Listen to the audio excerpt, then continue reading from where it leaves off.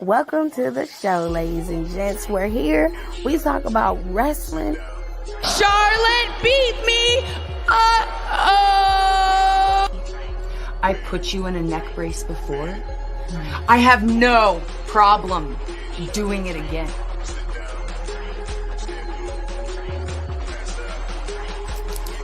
You haven't seen it, honey. I was. Oh, bitch!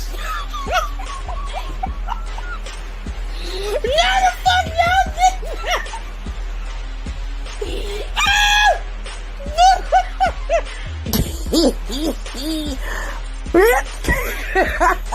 that! So much balls. What happened? There's too much balls on that rash. Too many red balls. Look at all these balls. Look at this.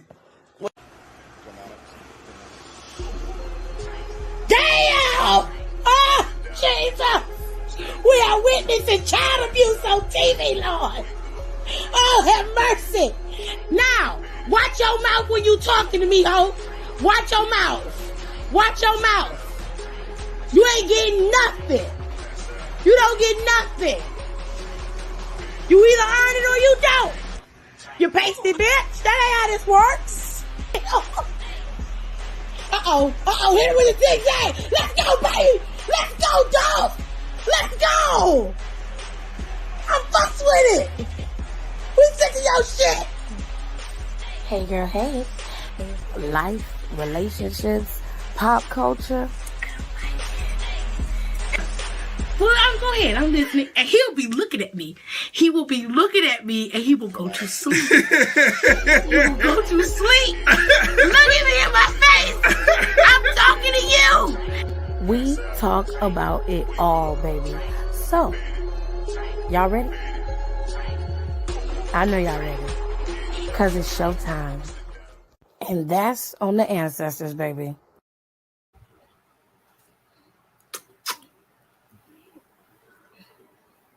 Hold on, y'all.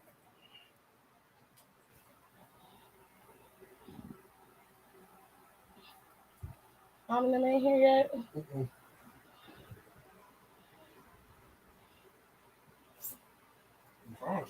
Get here, bud. All right, y'all. So, we didn't get no more debuts tonight. It seemed like most of the debuts happened on SmackDown, and only one happened on Raw.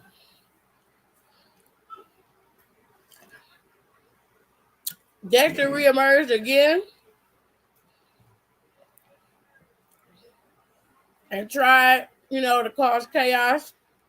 He ended up blocking something from Miz and them, so that was cool. But overall, we had a pretty decent show.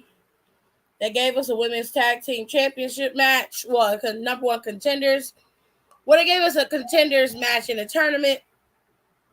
The girls went at it. They had a very good match, in my opinion.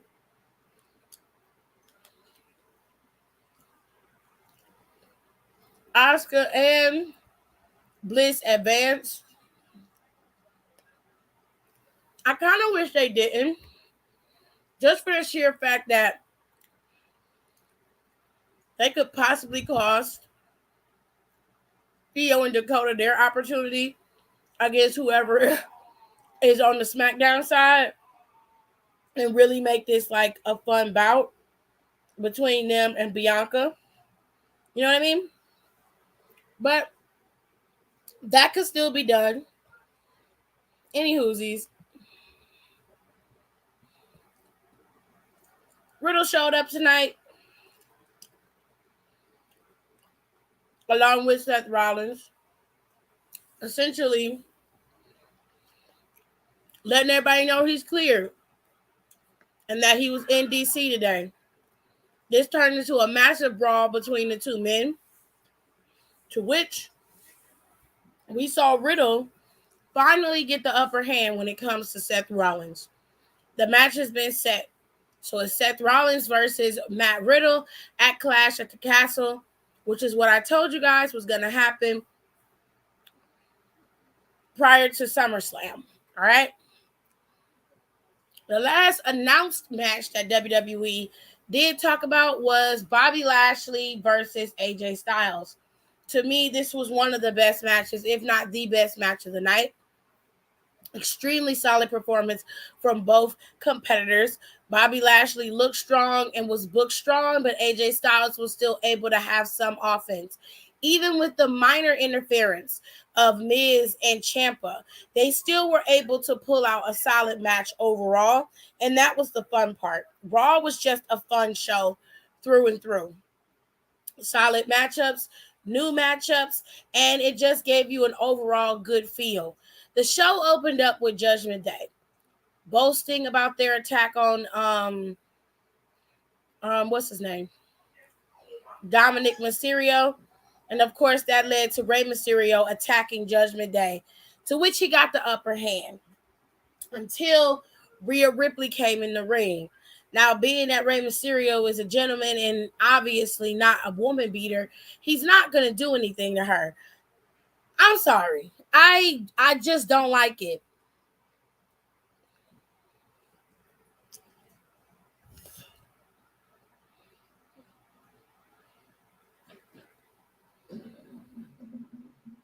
Who the reality song was going to be?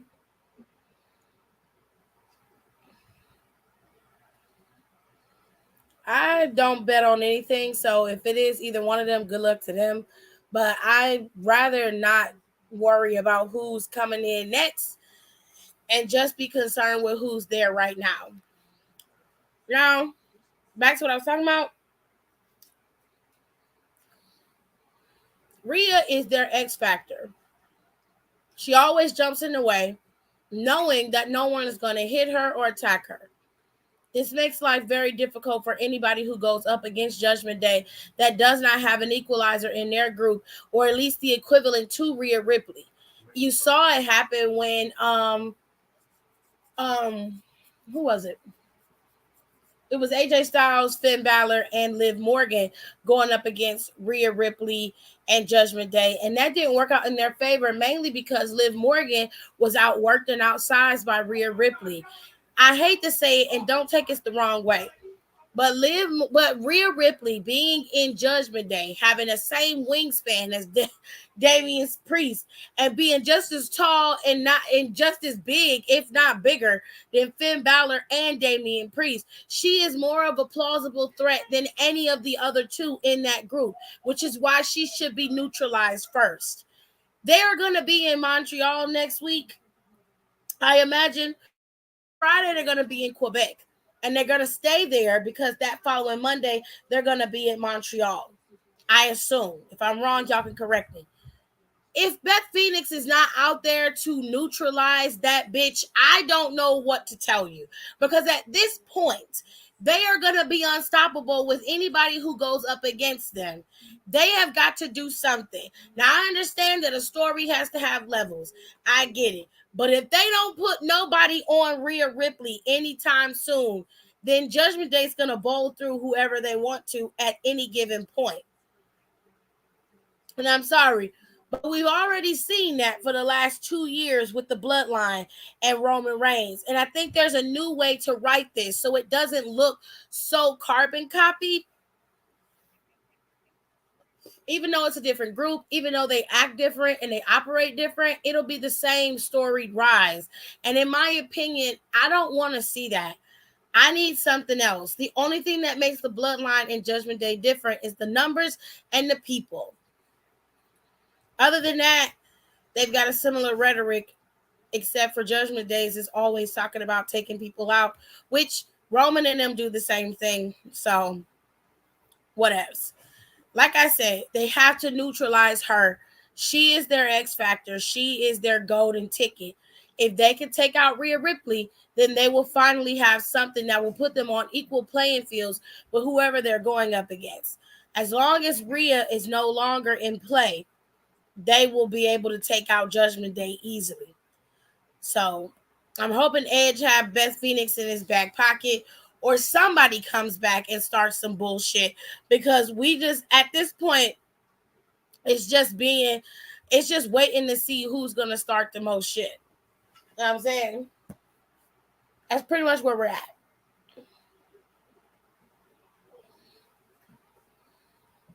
I need some glasses. Thank you.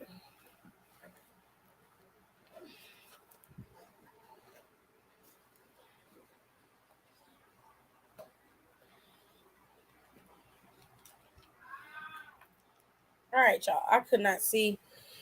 Anyway, hello, Kayla. Hello, Rico. I figured he would notice that Piper was back in her fishnets.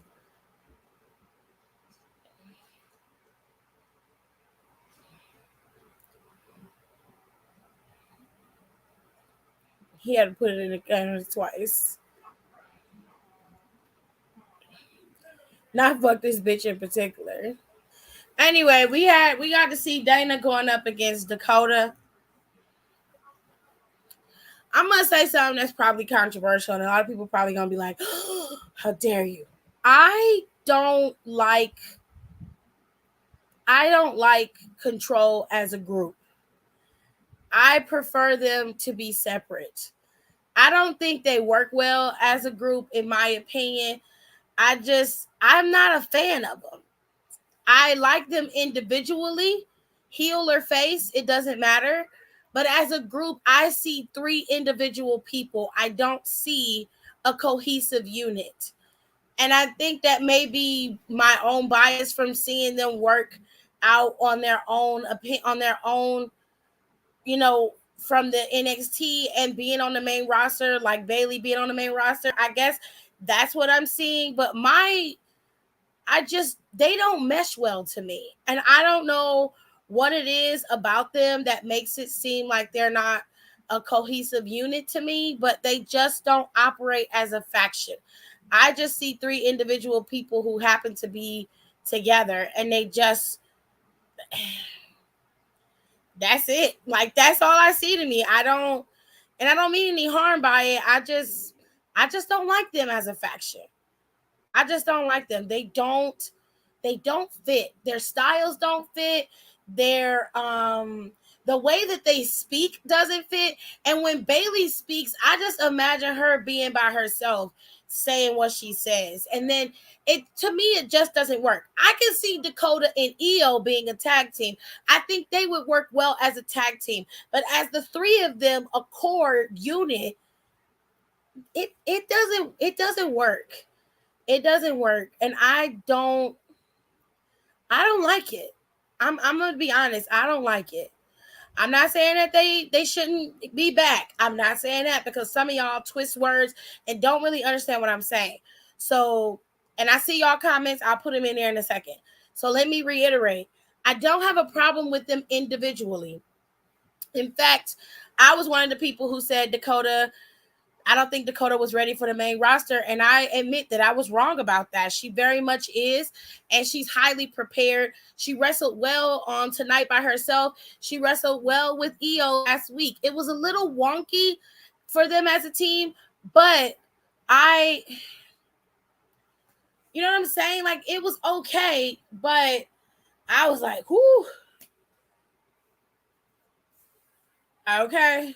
So, I mean, I just want to make sure everybody's clear on where I am, because it doesn't mesh well. And I need them to be split apart. And I don't mean it like they don't need to be together. No, I say it like, I don't think they should be together. I think within the next couple of months, mainly, and during Royal Rumble, they need to be split up. They need to go in their separate ways. It needs to be done like that. Like, even if they get drafted, like, I think Dakota should be drafted to SmackDown. I think she should be sent to SmackDown. You could put Io on SmackDown too and leave Bayley on Raw. I think both of them being on SmackDown will fare beautifully for each other. I just don't want them together. I don't want that group together. And I know a lot of people love it, but I just don't. I don't feel it. Who on Raw could really take Rhea out?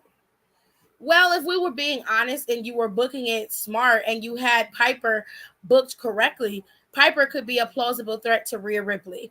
If I were picking somebody else off of Raw, Tamina would be okay. Tamina is somebody who could actually stand up to Rhea Ripley and go bar for bar with Rhea Ripley. if I was picking another face character, Asuka's another one, but I've seen Asuka and Rhea wrestle in the ring together, and they just don't have good chemistry, in my opinion. So I wouldn't put her up against her.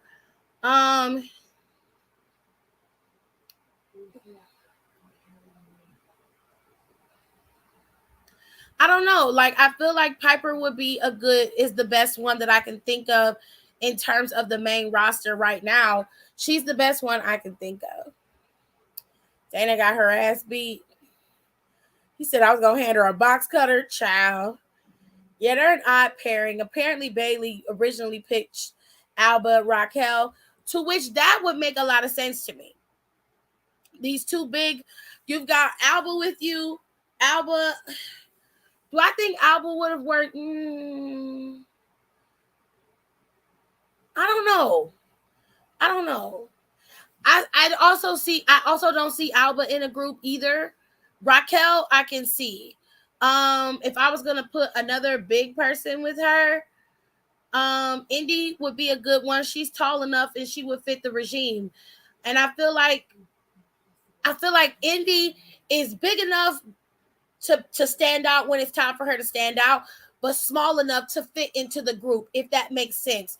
Raquel is another one. Raquel works better as a heel. I don't mind Raquel as a face, but she moves better and operates better as a heel, in my humble opinion. I would prefer her being in a group as well. I thought her and Dakota worked well together. And honestly, if it hadn't been for Dakota, I'm sorry, I was thinking about Nicole. I meant Dakota. If it hadn't been for Dakota, Raquel probably wouldn't have been the kind of champion that she was in the first place. I mean that wholeheartedly, because I just felt like Dakota gave Raquel, there was just something that Dakota gave Raquel that Raquel doesn't have on her own. The draft is happening. It's going to happen after Clash of the Castle, I believe. They're going to start advertising it. At least that's what I heard. It could be wrong, though, so take that with a grain of salt. But the draft is happening. I don't know when it's happening, but it is happening. Now, I understand that they don't have a weak leak or a less dominant team member. I guess it could be Dakota, but that's only slightly. It's not even that. It's not that anybody's not weak in the group or that nobody in the group has, like, everybody don't have a role. It's not that at all, because, like I said, one of y'all compared it to the Shield. So let's give it to you that way. When the Shield broke up and got back together, you still remember them as a cohesive unit. They moved as one. But that was because we saw them as a unit prior to that. The problem with this group is not that nobody's weak or nobody has any deep, unredeemable qualities that just make you go, oh, like if they were separate, I could break them up. It's not like with Toxic Attraction. We are aware of what each woman can do individually, but even as a group, you would imagine there would be some chemistry between the three of them, some cohesiveness. You don't see that, and you don't feel it when you watch the show with them on there as a group. It's like Bayley is sometimes at the forefront, and then sometimes Dakota's at the forefront. Io's usually trailing behind. And at that point, when you're watching, you're trying to figure out how each person fits into the group. At least that's what happens with me.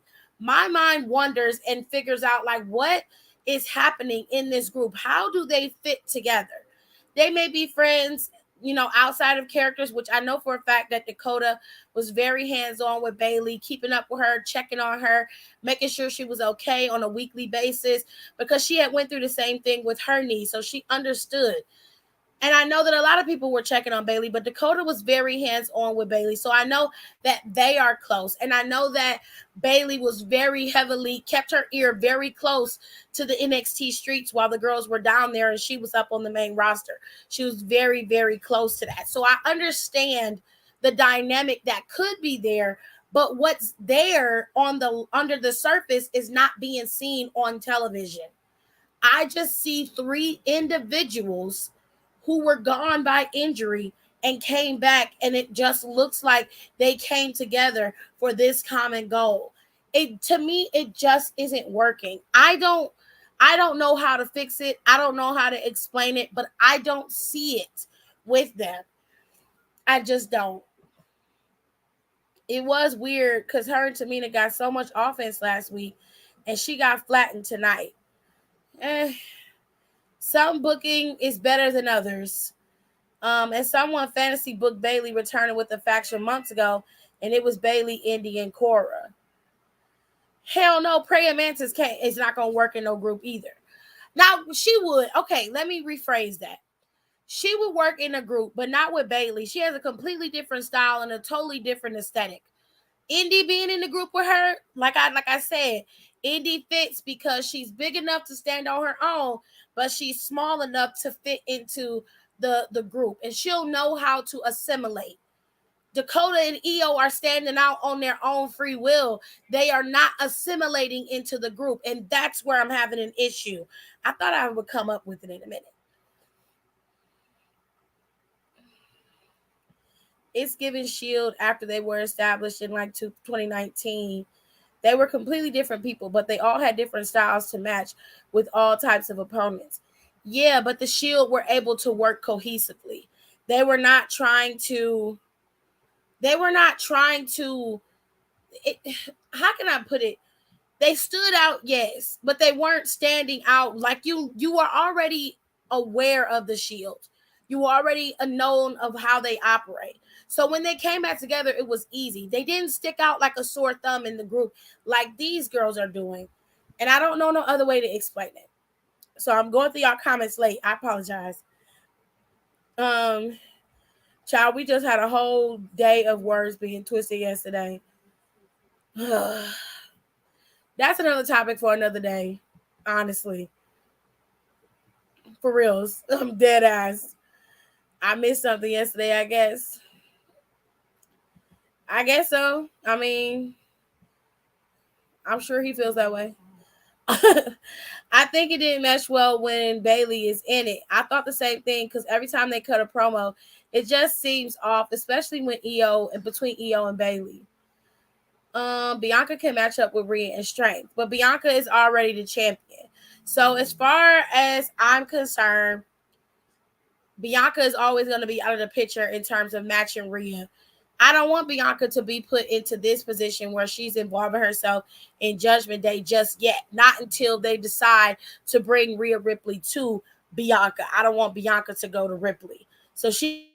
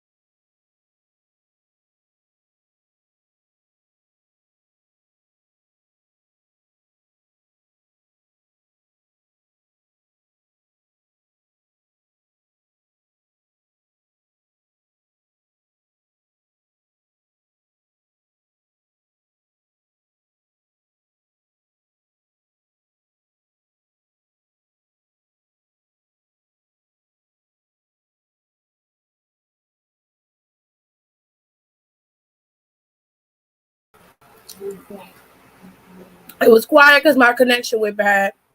Sorry.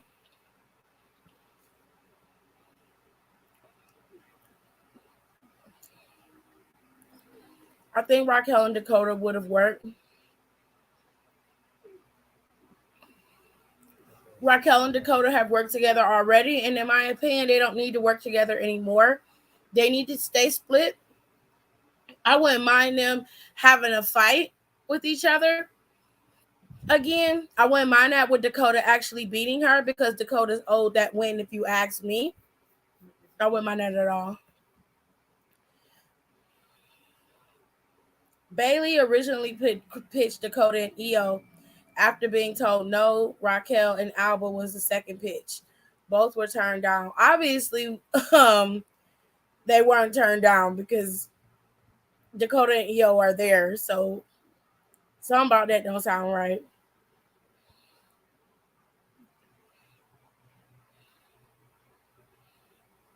Didn't Rico just say that? Not trying to be funny.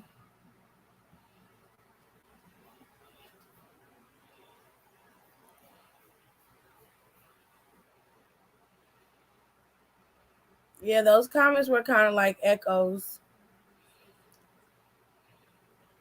Nah, he said Raquel and Alba was the original pitch when that's not entirely true. It also said Dakota and Io was always the original pitch, is what I said. You just said they turned down Dakota and Io, and then she pitched Alba and Raquel.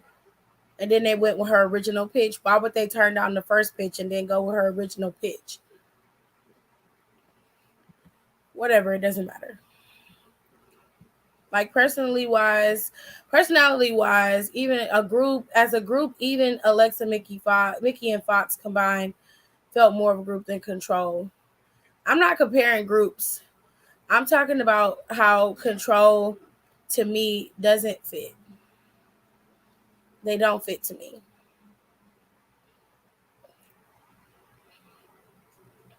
I actually like them. Maybe they need more matches and the right opponents.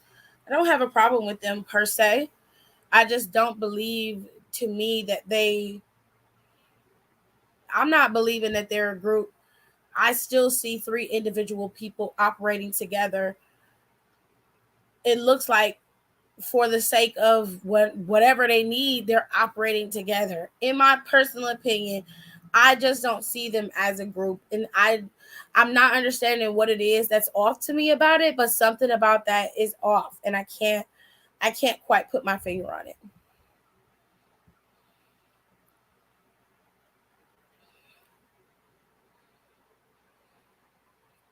She said, did Dakota have a match? If so, I missed it because, oh, yes, she did have a match. She went up against Dana and she beat her. Sorry to bring up yesterday, but that man had the nerve to start in my DM trying to come at me. Malcolm's back. I bet he is. Well, okay.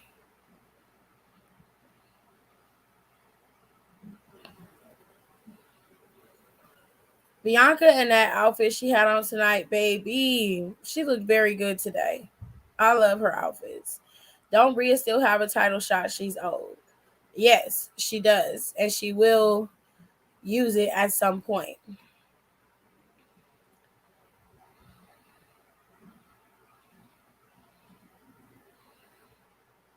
It's still quiet.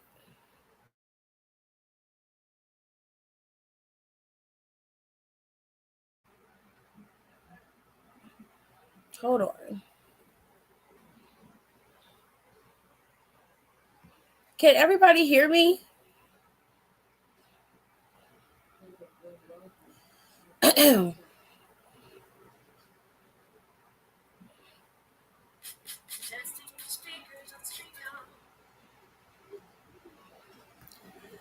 me say something.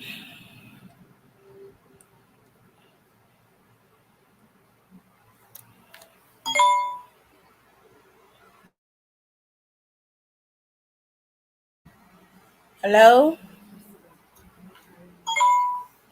Hello? Oh, y'all can hear me. Hello? Okay, cool. Because I'm like, Jesus. I'm sitting here talking this whole fucking time. Oh, y'all can hear me. I'm so upset because I was like, what the fuck? I can hear. I'm talking. No one's saying I'm talking. Like no one can hear me. I was about to freak out.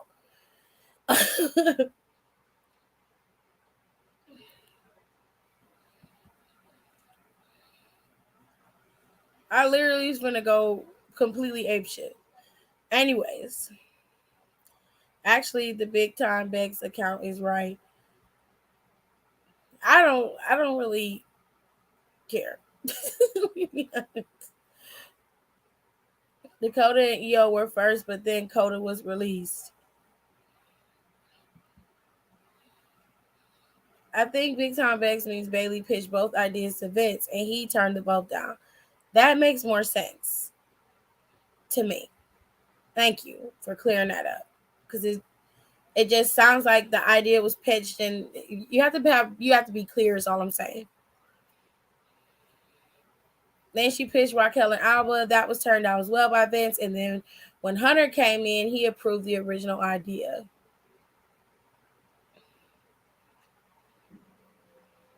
Okay. Everybody can hear me. Amazing. I think it's because now we're aware of NXT. I don't know what it is. I thought that I was like, maybe I just need a little bit more time. Maybe I need to just, let them gel together, and then I'll be all right. But I don't know. It's not working for me. I prefer them as individual stars. That's just my personal opinion. All right.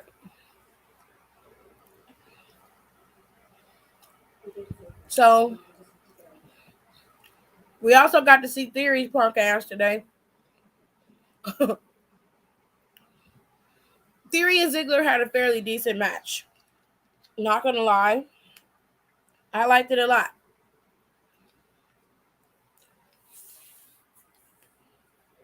I thought they performed very well with each other. It came down to the final blows, and eventually Theory picked up the win. Dexter showed up again.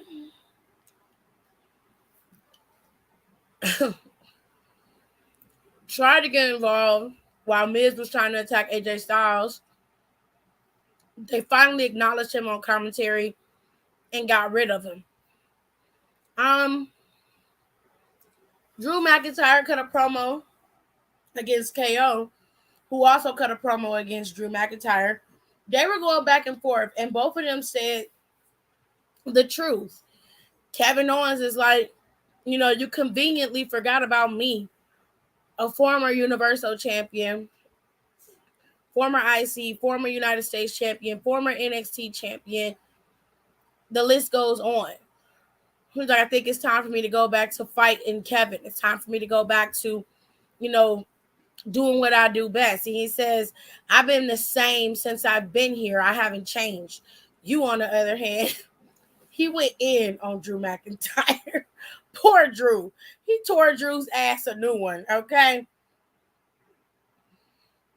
But even in doing that, Drew was like, for you to question my validity as a superstar and question who I am, that's disrespectful.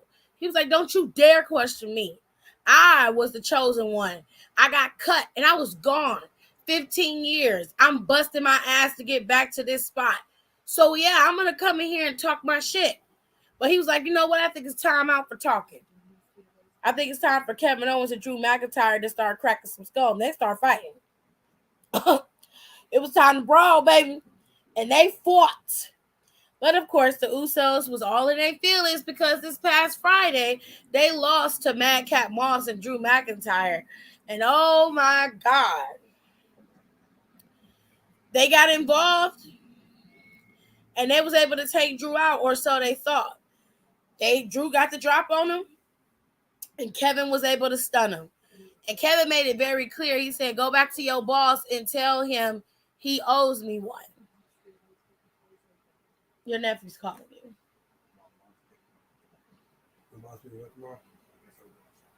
Okay. All right. So they started fighting. They had their little brawl. He got stunned, and he told them that Roman owes him one. The Usos went in the ring to try to finish off Drew McIntyre, to which Drew was able to ward them off. So this led to them with a little standoff. For the most part, Monday Night Raw was a good show. It wasn't bad. It wasn't spectacularly great, but it wasn't horrible either. It was a solid show, which I'm sure the numbers will reflect in how the people watching it, and of course how everything played out from Judgment Day opening the show to the girls being next with the tag team tournament to Dakota and Dana almost closing out the show towards the end.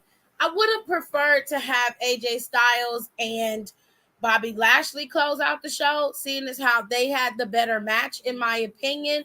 But I'm not necessarily mad with Ziggler and Theory closing the show. If you're going to start moving forward and changing things and really making things about the new and the old and having everybody work together, then there are going to be times where people we don't necessarily expect are going to be the ones who close out the show.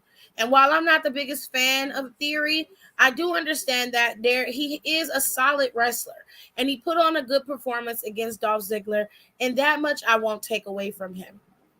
So all in all, I enjoyed the show and it was very good. It was a chaotic show again, but it was still a very good show to say the least. This coming Friday, though, Roman Reigns and Drew McIntyre are set to be face to face. Now, this week, it's 2 weeks away from Clash at the Castle. And next week will be 1 week away from Clash at the Castle. No, we're still 3 weeks away, right? Yeah, 1, 2, 3. We're 3 weeks away. I'm sorry. So we're 3 weeks away at the Clash at the Castle. But that Friday will make it 2 weeks because after the 26th is when Clash at the Castle happens, which is on September 3rd. So we're still 3 weeks out from Clash at the Castle now. And so they're still trying to build things up. I don't really understand why Drew and Roman have to be face-to-face this week. I would have saved that for the Friday before Clash at the Castle. That's just my own personal opinion. But they are going to bring them face-to-face. Now, we all know that Karrion Kross is also going to be on SmackDown, and he's been lurking in the shadows and making sure everyone knows that just because Roman is champion and Drew is the number one contender, he is not the only one who wants Roman Reigns' championships. There are other people who are gunning for these titles. That includes Matt Riddle, Seth Rollins, Drew McIntyre, and now Kevin Owens and Karrion Kross are all staking their claims to Roman Reigns' title. This is how you write a man out of the corner when it comes to creative and making him beat everybody. Now, everyone that he has beaten and those he hasn't beaten are coming at him at one time. And that's the only way that you can, how can I put it, suffocate a monster. Roman Reigns is big. He's massive in terms of fandom and even in the WWE itself. He is the numero uno guy. He is the brand. The only way to tear down his establishment is to attack him all at once. A Trojan horse is not going to do it, and you going up to him by yourself isn't going to take him out either. He needs to be attacked from all sides, which is what's happening here. It's a very smart move. And finally, somebody understands that not everything has to be structured to where Roman looks like he's the greatest thing since sliced bread. At some point, you have to write him out of this so that either he continues forward or, in my opinion, he begins to start dropping belts. And then if he wants to take a break, that's totally on him. He'll always be able to come back and still be the top guy. It'll be just like having the John Cena effect. Maybe we're not giving him as many title matches as John Cena had, but you know what I mean.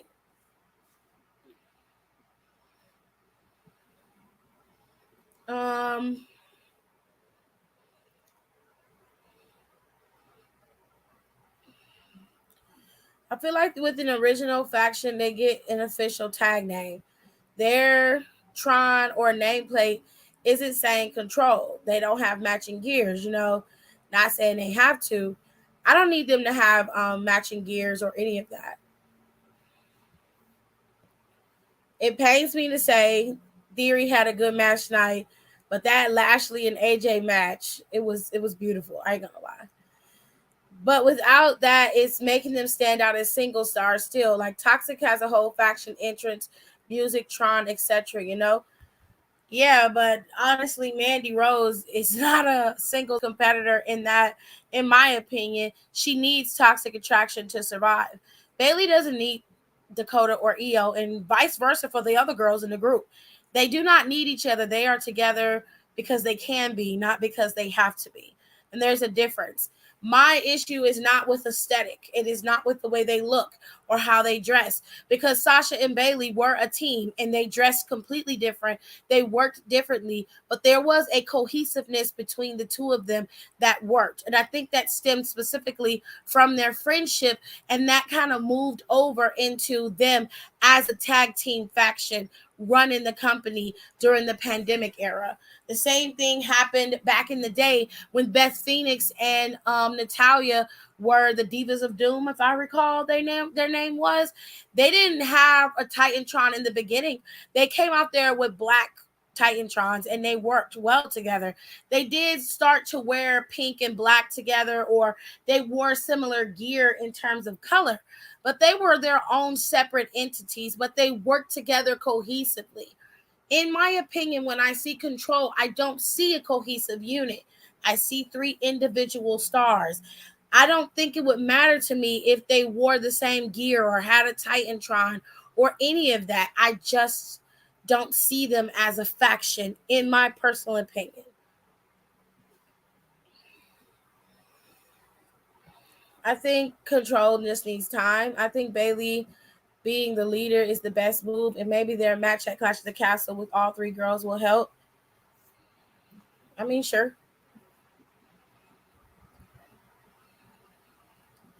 I honestly didn't understand Kevin's gripe with Drew. I felt Drew had an amazing and factual response, and the person Kevin should be angry with isn't there anymore. Kevin's not necessarily mad at Drew. It's not about being mad at Drew. The reality of the situation is Kevin feels like he's left behind. And I can understand Kevin's gripe. Kevin is like, I'm here. I'm not getting championship shout bouts. I wasn't even looked at to be the number 1 contender. We're going strictly kayfabe. I wasn't looked at to be a part of the number 1 contender bout in any way, shape, or form. So he feels left out, especially with him being a former champion. He should have been considered. He should have been a part of it. With all that being said, I understand Kevin's line of thinking exactly. Kevin's like, I've been here day in and day out too. I've been working my ass off too. I am not going to be ignored. It's fine for him to have that gripe. And it's not necessarily with Drew per se. Drew just happens to be the one out there, so Drew got the wrath, if you ask me. Karrion need to sit his TikTok ass down. I mean, I like him, but get to the back of the line, bruh. Oh, he's not going nowhere, Tears. Well, he is not going nowhere. He most definitely is going to be at one of the front of the line. For sure. He's not going anywhere. Anyways, this has become a trend on TikTok. Well, not on TikTok, but more specifically on Twitter and on Instagram. It looked like Triple H's Infinity Gauntlet is almost full. From what I hear and what I saw, there's supposed to be 3 more people that he's rehiring to come back. 2 of them are men and 1 is a woman. We're not sure of who those people will be or when they'll show up, but it seems like every week a new person pops up. A new person pops up on SmackDown, and Dexter was the only one to pop up on Raw. So I guess we'll have to wait and see. The first person that popped up was Dakota. Karrion Kross showed up next on SmackDown. You had Dexter show up on Raw. Hit Row showed up on SmackDown. And now you've got 2 stones left, and we don't know who else is coming next. A lot of people are speculating it's going to be Johnny Gargano and Bray Wyatt. And whether it's any of them, it doesn't matter to me as long as they all fit into the regime and they get the respect that they deserve as competitors. All right. Oh, and I forgot. Mustafa Ali and Cedric Alexander had a match today against Miz and Ciampa. Pretty solid match between the 4 of them as well. I like Mustafa and Cedric as a team. A lot of people don't, but I like them as a team. They work well together, in my opinion. So I'm curious to see how that's going to play out. They did lose that match to Ciampa and Miz. Unfortunately, they had a gnarly ass move at the end with Mustafa trying to do that 450 splash, I think it was. And Ciampa was able to sneak in that fucking knee at the last minute. It was pretty fucking brutal.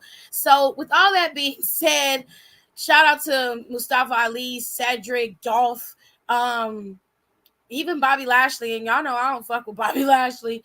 But y'all had very, very, very good matches today. I was very entertained with all of your matches. And even your opponents, that was all very entertaining. The girls put on good matches, but I didn't expect anything less from Bliss and Dakota.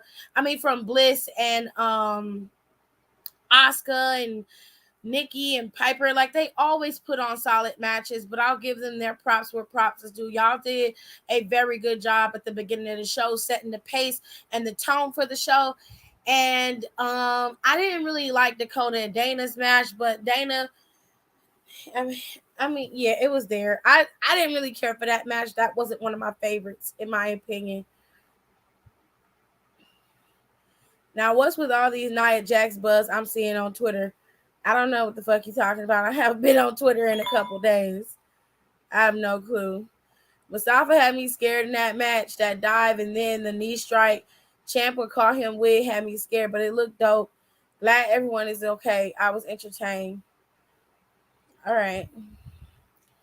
Now, according to the Peacock Network, Charlotte is getting her time with Stone Cold Steve Austin for the Broken Skull sessions. I'm going to watch the last couple of Broken Skull sessions because I haven't watched them. I didn't get to watch Cody's. I completely forgot to watch it. And I'm definitely going to watch Charlotte's because I actually really like Charlotte. I know a lot of people be hating on her, but I love Charlotte. I think Charlotte's great. Give me 1 second, y'all. 1 second. Damn right we take turns being wrong. I get real accountable when I'm alone. I get real about it all when I'm alone. It's so crazy missing you. I get on. Now Julio made me Scorpio, and I might hit your phone up with that rock, bye. Listen, my da. Listen, that all of this love is toxic. All of this love is toxic. All these bitches and hugs and toxic. You a damn drug, toxic. If you don't wanna see me,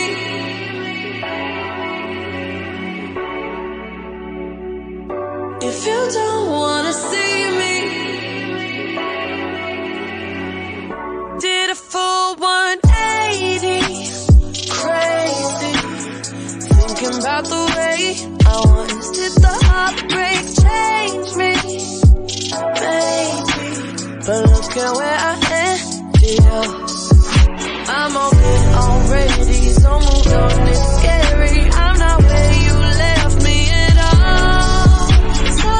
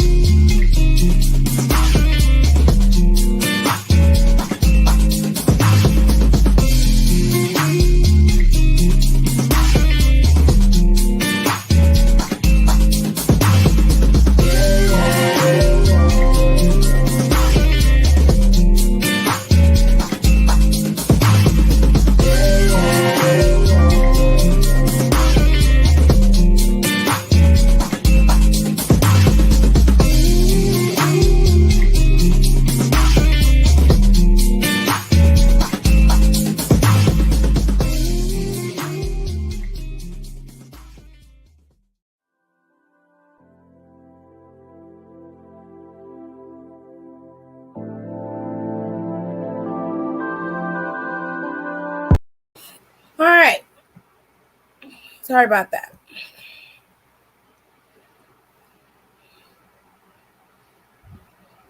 Hopefully one day I'll end up on the Broken Skull sessions. Stone Cold Steve Austin is my favorite wrestler. Nope, didn't listen to it. I like the interview Steve and Charlotte did on his show on USA a couple years ago. I bet it'll be cool to hear from them again. Of course. So just to round out the show, just to make sure everybody's clear on what's happening with the women's tournament, Io and Dakota have advanced, and so have Asuka and Bliss. Raquel and Aaliyah have advanced, and I suspect that Natalya and Sonya will advance in their respective matches, which will lead to 2 matches within the next couple of weeks, and the finals match probably happening after Clash at the Castle instead of happening during Clash at the Castle. All right? So the tag team tournament is still underway, and they seem to be doing very well with it, and I'm glad that they brought it back because the girls need something besides just one title to fight over. Well, 2 titles if we're going to be fair. So, before we end this show and close this chapter, Clash at the Castle is set to debut or come on Saturday, September 3rd at 1 p.m. I cannot reiterate this enough. 1 p.m. in the afternoon, not 8 o'clock, not starting at 6 or 7, 1 p.m. Why? Because they are overseas in the UK, and therefore the time difference is going to have, you're going to have issues with that. So we need to make sure that if you want to watch the show and you're paying for your Peacock every month, that you make sure you remember that Clash at the Castle starts at 1 p.m. Eastern Standard Time. All right? Roman is going to go up against Drew McIntyre. Shayna Baszler is set to go up against Liv Morgan at Clash at the Castle for the SmackDown Women's Championship. And Riddle and Seth Rollins both are set to compete against each other at Clash at the Castle. And of course, you have the 6-woman tag team match, including the Raw Women's Champion, Bianca Belair, Asuka, and Alexa Bliss going up against Dakota Kai, Io Shirai, and Bayley. All right. So that is your Clash at the Castle matchup. And one thing I want to talk about before I go, why I feel like Nikita and Zoe getting attacked, because I told you last week that they most definitely should. And if fucking Toxic Attraction would live up to their name, that is exactly what they would do and take their spots in that damn tournament. That's what I would do. All right. WrestleMania Hollywood is set to debut next year, April 1st and April 2nd. So, this damn WrestleMania has damn near sold out. The tickets for WrestleMania are almost sold out. They're going to be in Cardiff. Cardiff is where they're going to be in the UK.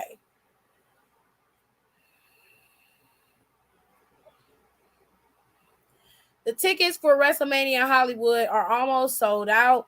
It is fucking insane that they are almost sold out of tickets. But they're going to be in the new SoFi Stadium. They had a little party for it this week or last week. And everybody is wondering if The Rock is actually going to show up to this Mania. No one knows yet, but I guess that's why everybody was so adamant to buy these tickets. Now, when you go on Vivid Seats right now to look at the tickets, you can buy a 2-day pass, which let me see what they have for the 2-day pass. Oh, so they're not too bad. Ooh. They want $134. per ticket, yo. This is fucking insane. $744 for, wow. This is crazy. Front row tickets in section C cost $7,296. They are tripping. There are still some floor seats, but the good floor seats have already been taken. But yo, $7,000 to go to Mania for 2 nights? Ridiculous. That is insane. That is multiple mortgages. Are you kidding me? $7,000. God. Yeah, they almost sold out. Them tickets selling like Tips hotcakes. They are selling them, and they are ridiculously priced. $7,000 for a fucking ticket to WrestleMania. Are you serious right now? That is insane to me.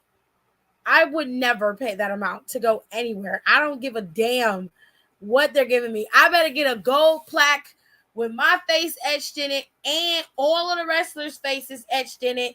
And I want personal handshakes from each and every one of them and pictures. I want all of the merch that each one of them got for $7,000. Are you fucking crazy? No. No. Absolutely not. Absolutely not. No. That's insane. If you care to go, the tickets are on sale. You can get them at StubHub, Ticketmaster, Vivid Seats. Wherever you buy your tickets, I'm sure you can buy them there. And you can go. SeatGeek also has them as well. But WrestleMania Hollywood looks to be a massive, massive event. And everybody's either going to be there or everybody's definitely going to be watching. And I am for sure going to be watching. With all that being said, ladies and gents, I'm going to go. I hope you guys enjoyed the show tonight. It wasn't that amped or hyped, but I tried to keep myself up. Things have been really hectic for me for the last couple of days, but I will talk all about that later on this week, Wednesday, when I go live. But for right now, I'm going to head out and give you guys, just let you guys know the roast sessions is coming up for the podcast for sure. You guys should definitely check that out. I'm going to have that edited. I think I'll edit that tonight and put it up so you can listen to it tomorrow. It's definitely a key. Giving you guys a fair warning about the roast sessions. We are roasting. We're not trying to verbally attack or be mean to anyone. This is just us, shooting the shit, kicking around, and just poking the bear a little bit, but we're not trying to bully or be mean to anyone. Let's just make that very clear. With all that being said, I hope you guys enjoyed the show tonight, and I promise you tomorrow during Heat Wave, I will do commentary on the show, and we will come back with the results of Heat Wave as well. Just a quick once over with Heat Wave with the one pictures that I do have. Tony D'Angelo and Santos Escobar are supposed to compete against each other. The stipulation is if Tony D'Angelo wins, Legado del Fantasma will be able to walk free from the family. But if Santos Escobar, if Tony D'Angelo wins, Santos Escobar has to leave the NXT. He has to leave NXT for good and leave Legado del Fantasma behind.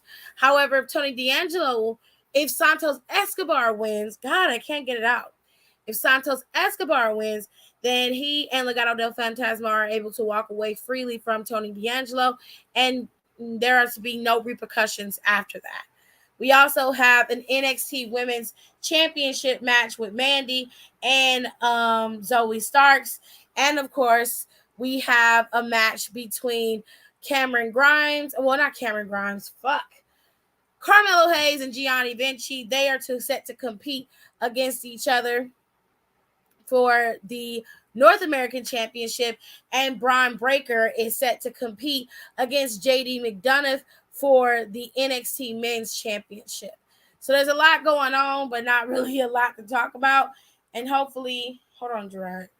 And hopefully everybody, one of them flies landed in this while I was eating it. So you just throw it out, please. Yeah, Anyway, yeah, I guess it just landed right in my food, so I had to stop eating it. It was gross. Anyways, those are the matches for Heat Wave. I'm pretty sure there'll probably be another match. Something between Roxanne and Cora. I'm not sure, but that's what I got. I ain't got no more. So I hope you guys enjoyed the show for the night. And I will see you guys tomorrow. Damn right we take turns being wrong. I get real accountable when I'm alone. Thank y'all so much for coming and being part of my show. Please don't forget to rate, comment, and subscribe on the channel. It really helps to get my content out there for everybody to see. And I feel like even though we're a wrestling channel, we talk about a little bit of everything over here when I go live. So make sure you guys follow me on my social media as well. All of my socials are the same at Sack Design TV 2. You can find me on Twitter, and you can find me on Instagram, and you can find me on Facebook if you're a little nerd and you like Facebook. But don't forget to follow me and subscribe, and make sure you rate my videos and get that algorithm up to push it up so I can start being a little bit more professional, so I can start making some coins. Okay? I will talk to y'all later. Love you. Bye.